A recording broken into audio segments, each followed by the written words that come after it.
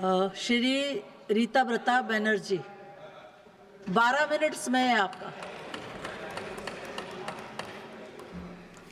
Thank you, Madam. As I speak on behalf of my party, AITC, I want to mention that education is the basic building block of every society. It is the single best investment that countries can make to build prosperous, healthy, and equitable societies. But unfortunately, education for all still remains a distant dream in our country. Since decades, discussions and demands for allocation of 6% of GDP on education continues. Union expenditure on education in the budget has been 0.37% of the GDP, much below the set target of 6% of the new education policy 2020.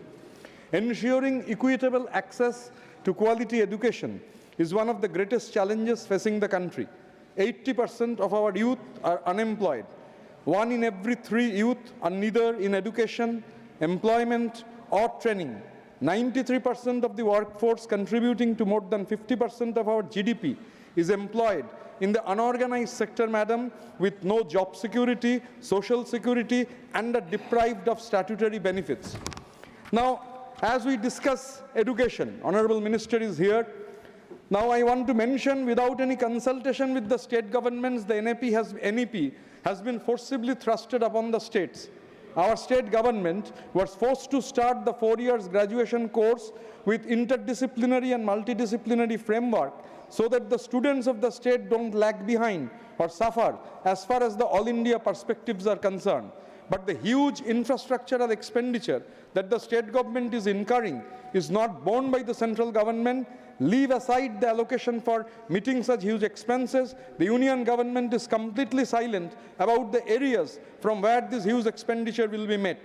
The persistence of the governor as chancellor, this model has caused numerous problems in the governance of state universities. While state governments fund these universities, governors wield substantial power without corresponding accountability. This creates a dual authority system with conflicting demands. Disagreement between governors and state governments, particularly in opposition-ruled states, lead to delays in appointing VCs, causing administrative paralysis. These delays affect areas such as the appointment of staff, the implementation of projects, and even the awarding of degrees. Now, some governors rely on political interference, often prioritizing the centre's political agenda over the university's autonomy and interest. Allowing governors appointed by centre to control state institutions compromises the principle of federalism. State universities should be fully accountable to elected state government elected by the people. The search committee headed by former Chief Justice of India, U. Lalit, had made some recommendations. In spite of those recommendations, the governor of West Bengal has only appointed 14 permanent vice-chancellors out of the government-run and aided 31 universities. দীর্ঘদিন ধরে রাজ্য সরকারকে এড়িয়ে সরকার পোষিত বিশ্ববিদ্যালয়ের উপাচার্যদের নিয়োগ করা হচ্ছে। যে সমস্ত উপাচার্য সরাসরি যোগাযোগ রাখছেন না, তাদের অনৈতিকভাবে সরিয়ে দিয়ে নিজের পছন্দের লোক বসিয়ে দিচ্ছেন আচার্য। এর ফলে রাজ্যের উচ্চশিক্ষা ব্যবস্থা একেবারে নষ্ট হতে বসেছে। In the recently published UGC draft regulations, all power for appointments of vice-chancellors of the state-run and aided universities have been vested in the hands of the chancellors.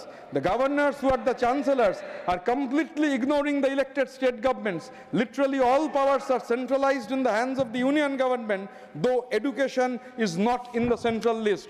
The Shamagro Shiksha in center state-sponsored scheme with fund sharing in the ratio of 60:40. Despite having one of the best performance in Shamagro Shiksha, the state of West Bengal is deprived from its share.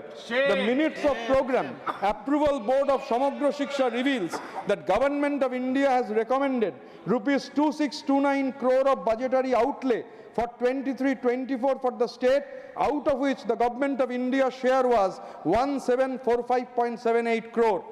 Out of this 1745.78 crore, 311.29 crore has only reached the state. No money otherwise has reached.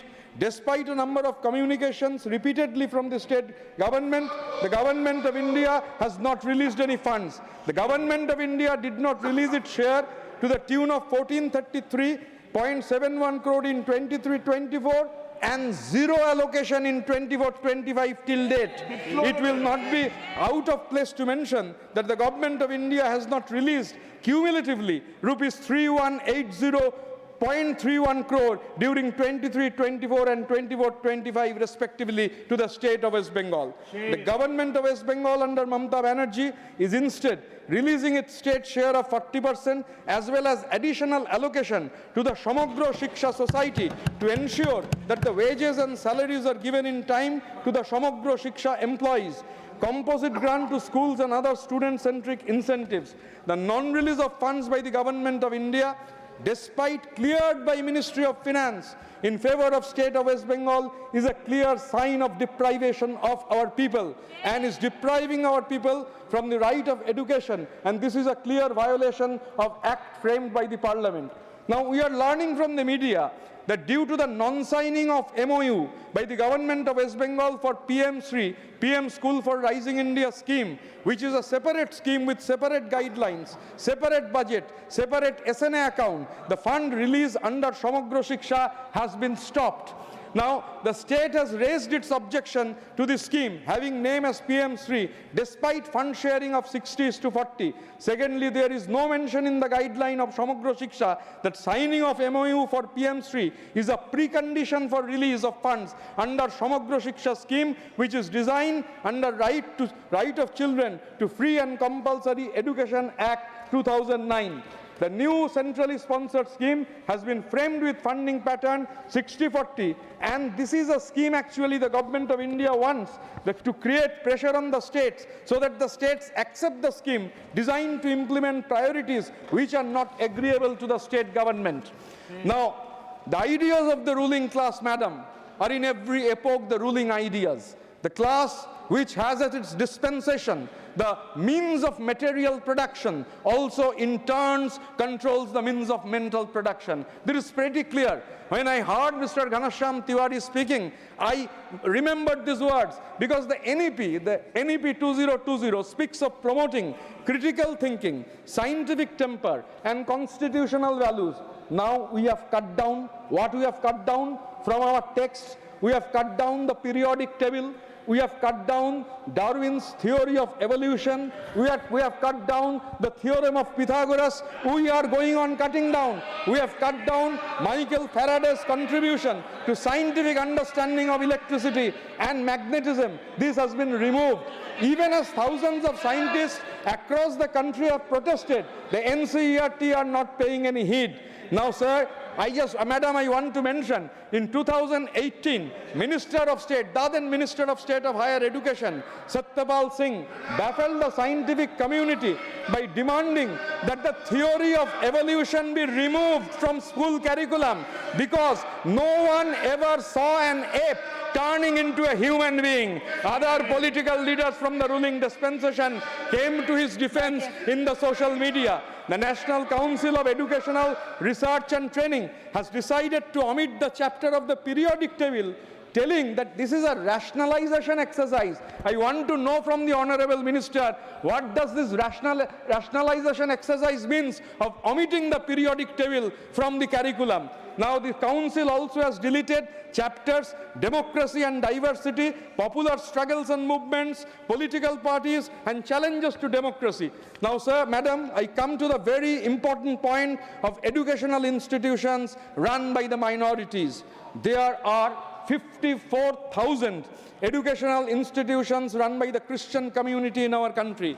About 7 crore of students go to these institutions every year. 70 to 75% of the students are not Christians. They are from different communities, Hindus, Muslim, Buddhists, Sikhs, even atheists. Why does the government want to interfere with the administration of this institution and intimidate these institutions? Yes. There are many ministers in Modiji's cabinet. I can name many of them who have been to this institution. It is a long list, but I will give only one name. The President of the Bharatiya Janata Party, the Honorable Leader of the House, Honorable J.P. Nadda. He went to St. Michael's, Patna. He is the right person to share what a great education he had at this minority-run institution. Now,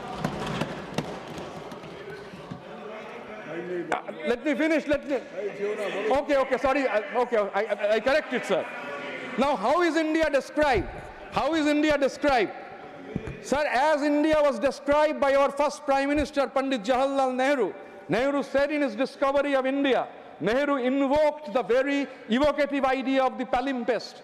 In ancient times, before the discovery or invention of paper, the palimpsest was either a tablet stone or a wood on which every victor would erase the past history and write his own convenient version. But India is a typical palimpsest, an ancient palimpsest on which layer upon layer of thought and reverie had been inscribed, and yet no succeeding layer had completely hidden or erased which have been written previously. This beauty of India will continue despite of all attempts to erase away all our glories. Now,